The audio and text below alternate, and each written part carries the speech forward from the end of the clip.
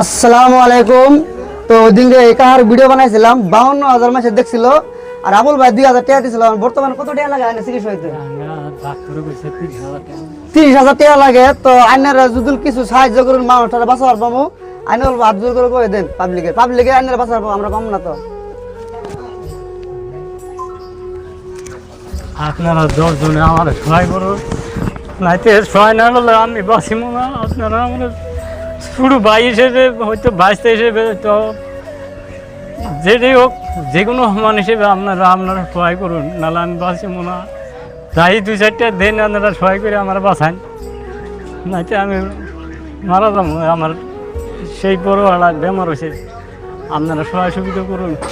তো এই প্রেসক্রিপশনটা আপনারা দেখলেন, বর্তমানে 30-40,000 টাকা লাগে। আমি এই ভিডিওর মধ্যে স্ক্রিনে দিব, আপনারা যাই পাবেন দিবেন। আর টাকা না দিলে শেয়ার করে দিবেন, যে মানুষটা আমরা বাঁচাবার পাই। আসসালামু আলাইকুম।